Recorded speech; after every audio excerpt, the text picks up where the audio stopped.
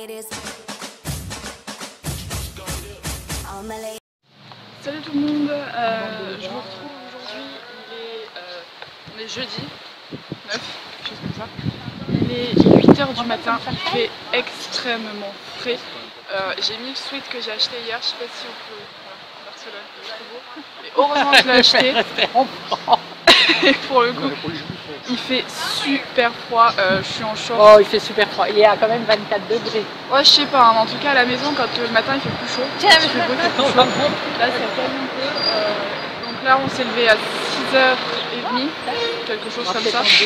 On vient de prendre le petit-déj et là, on est dehors, dans la rue, on est en train d'attendre le bus. Oh, bon, on n'est pas tout seul, on attend le bus pour aller à Barcelone. Normalement, là, on devrait arriver à 9h, 9h30, quelque chose comme ça. Et je vous retrouve tout à l'heure parce que je crois que le bus arrive.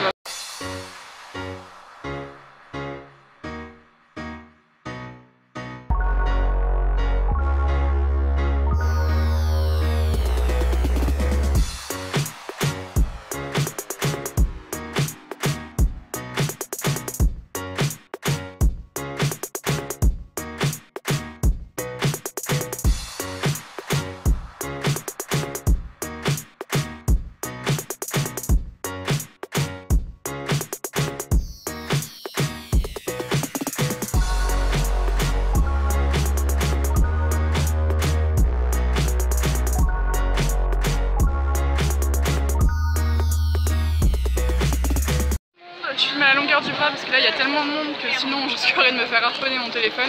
Mais on est arrivé à Barcelone il y a une demi-heure et là on est arrivé à la Sagrada. On a fait quoi, 2 km de marche, on est sorti à la station de métro Gracia.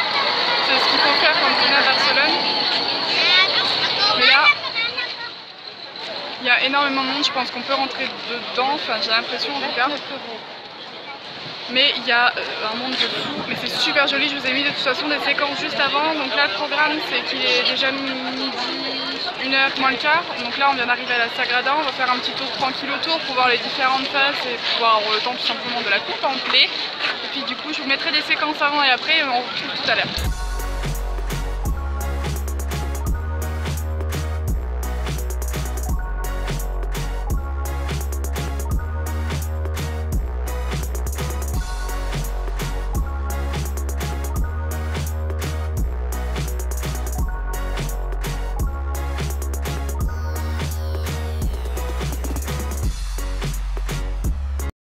Tout le monde, on se retrouve un peu plus tard, il est 1h15, on vient de terminer donc, le tour de la Sagrada Familia. On voulait rentrer seulement, il n'y a plus de tickets, c'est sold out jusqu'à ce soir, donc on est un petit peu triste parce qu'on a bien aimé la visiter, mais en tout cas mes parents qui ne l'avaient jamais vue sont très contents, ils l'ont trouvée très belle et surtout la deuxième phase que je vais vous avoir montrée, pour moi c'est la plus belle, pour mes parents aussi. Là du coup 1h15 on vient de s'arrêter pour manger, ça a été un peu la galère parce que franchement Barcelone c'est blindé, tous les restos sont blindés, on est même arrêté KFC, Burger King et tout, c'était plein. Du coup là on s'est arrêté dans un petit resto qui est juste à côté de la Sagrada Familia, on mangeait à l'intérieur parce qu'il n'y avait pas de place dehors. En même temps on profite un peu de la clim. Et c'est le Emporio, du coup je vous montrerai après tout ce qu'on a pris.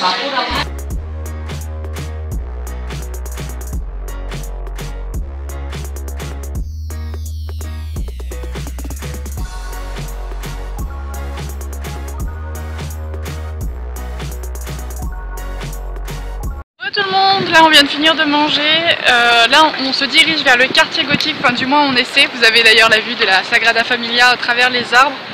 On essaie de se diriger parce que vu que j'ai du forfait avec des gigas pour l'étranger, et on se dirige avec le GPS du téléphone, seulement celui-ci a un petit peu de mal. Donc on est un peu, on marche à tâtons, on est en train de chercher notre chemin, du coup je vous retrouve dès qu'on est arrivé au quartier gothique.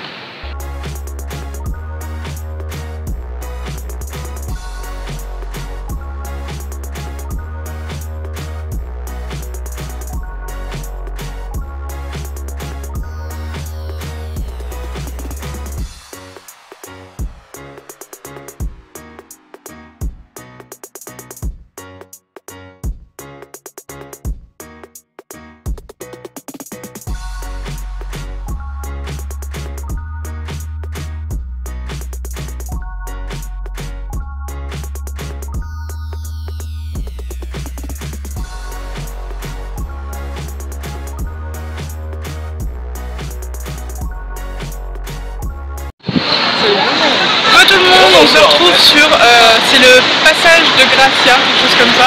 C'est une grande rue, c'est un peu comme ce qu'on disait avec mes parents, les Champs-Élysées de Paris, vous avez Dior, Vuitton, Gucci, etc. qui sont implantés en boutique, de toute façon vous avez dû le voir en vidéo. Là on est en train de se diriger vers le quartier gothique, enfin, ou la Rambla, parce que de toute façon les deux sont côte à côte. Franchement on a pas mis longtemps pour revenir faire la Sagrada à l'endroit donc on était ce matin pour le départ. Parce que là on a dû mettre à peine 20 minutes contrairement à ce matin où on a mis au moins le double. On avait fait un petit peu des tours et des détours, là franchement c'est pas très loin, donc si vous venez n'hésitez pas à le faire à pied. C'est beaucoup plus sympa que de prendre le métro ou d'autres transports parce qu'au moins vous pouvez éviter Barcelone en même temps.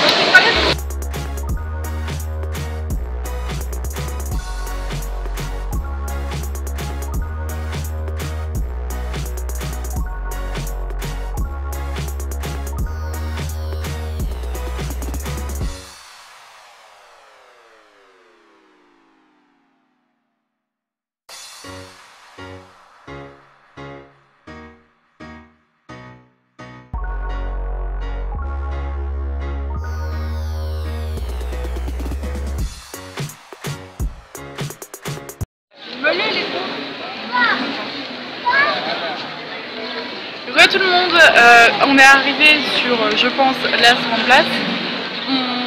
Franchement c'est le paradis du shopping, des shoppineuses comme tu peux voir.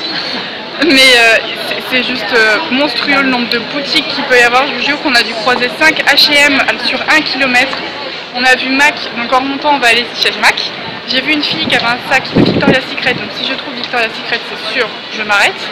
Mais franchement c'est juste, si vous venez sur Barcelone, prévoyez de quoi faire du shopping et prévoyez aussi éventuellement un certain budget parce que franchement vous allez forcément craquer. Il y a plein de boutiques que vous retrouvez en France, donc moi c'est pas forcément ce qui m'intéresse le plus, ou en tout cas ce que je préfère. Je préfère voir des boutiques que j'ai pas vers chez moi, notamment Mac et Victoria's Secret, j'en ai pas à proximité, il faut faire au moins 2 heures de route pour en avoir un. Bon, je peux pas faire 2 heures de route à la maison, donc là je vais en profiter parce qu'en plus ça fait des souvenirs. Il y a même Nix. Attends, faut vous montrer. Il y a même une boutique Nix, donc là comment vous dire que je vais devenir complètement cinglée. On va s'arrêter aussi chez Nix, donc il faut qu'on fasse Nix, Mac et Victoria's Secret. Donc là c'est, on va aller à droite, par là. De toute façon je pense qu'après on peut remonter. Mais c'est un truc d'art je crois.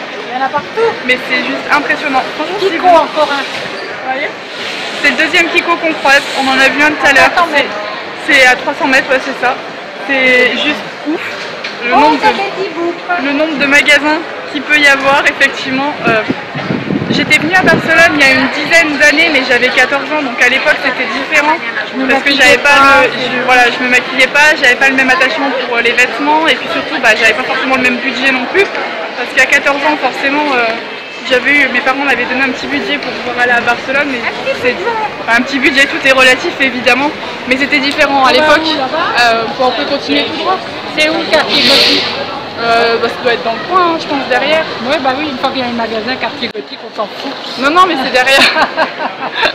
Mais c'est juste dingue, franchement.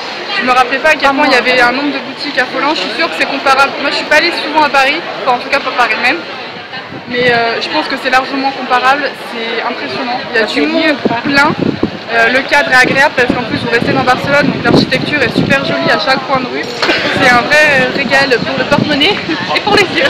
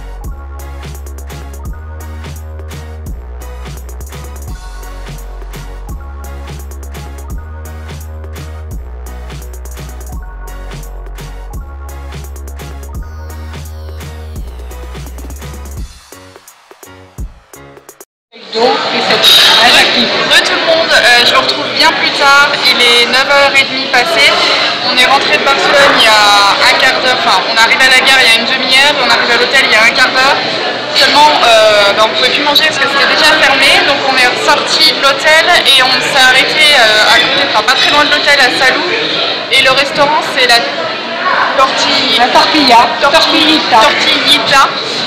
C'est pas très loin de l'hôtel, c'est dans une petite rue adjacente, un peu cachée. Du coup on va prendre je pense des hamburgers, enfin des petites encore un peu, de toute façon je vous montrerai ça juste après. Je vous ai pas montré, enfin je vous ai pas vlogué dans le train, mais j'ai fait pas mal d'achats à Barcelone. Je pense que je vous montrerai peut-être vite fait ce soir en rentrant, mais je vous réserve tout ça pour vous montrer, pour vous tourner un haul. Que je vais essayer de tourner ici et que je vous posterai dès qu'on rentrera. Et puis écoutez, moi je vous dis bon appétit.